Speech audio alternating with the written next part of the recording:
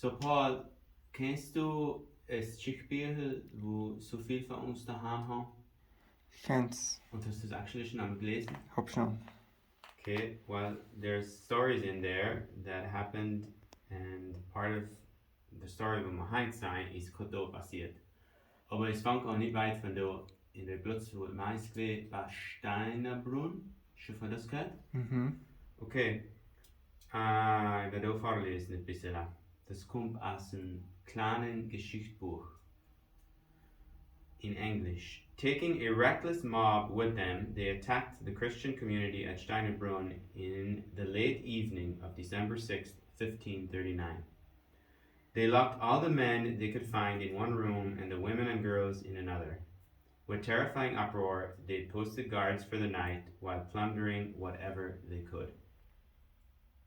During the infamous raid, the sick, the children, and the expectant mothers were overwhelmed with terror, fearing they would be killed. The brothers and sisters who were locked up prepared themselves to sacrifice their lives for God and to die by fire or the sword.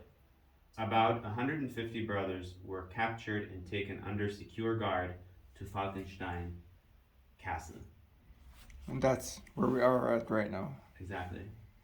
We're on the very inside of it where they think the dungeon might have been. Certainly looks like a dungeon to me. So sometime later,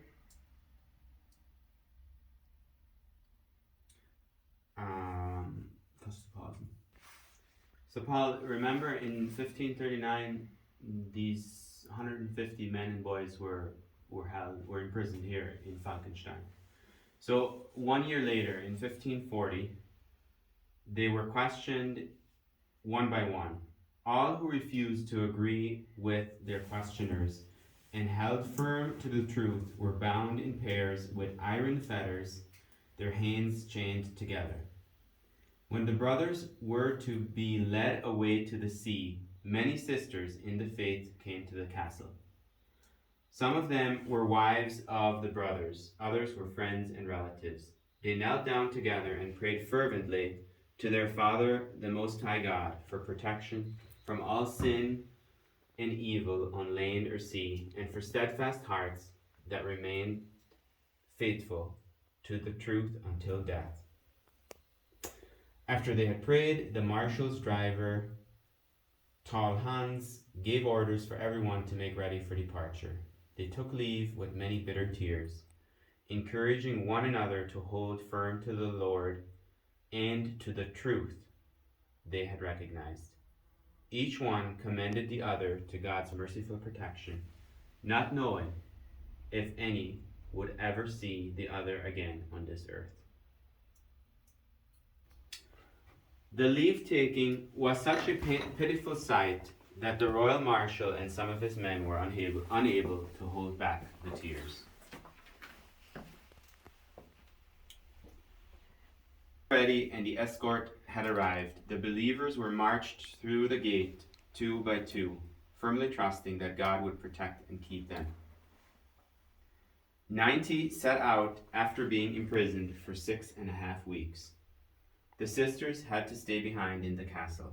They climbed on the wall and, heartbroken with grief, gazed after their brothers, to whom they were bound by divine love, until they could see them no longer.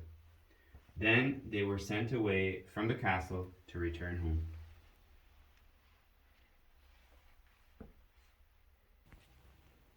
So Paul, these brothers were taken away from Falkenstein, and that's not the end of the story. What happens next? They endured great hunger and hardship. They were fed with the bread of fear and the waters of distress.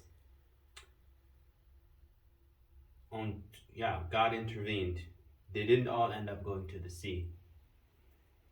When they were held in prison in Trieste, they ended up climbing out of the prison and escaping down and actually getting free. All of them, except for 12, who were seized in the merciless pursuit that followed. Those unfortunate ones were handed over to Andrea Doria, the emperor's admiral of naval warfare, and taken to the galleys with the intention of using them at the oars. But the faithful were determined to risk their lives, to be flogged rather than to set their hands to rowing. But the faithful were determined to risk their lives, to be flogged rather than to set their hands to rowing. It is not known exactly how each one met his end. But if they remained faithful to the Lord, it is certain that they did not have many good days left.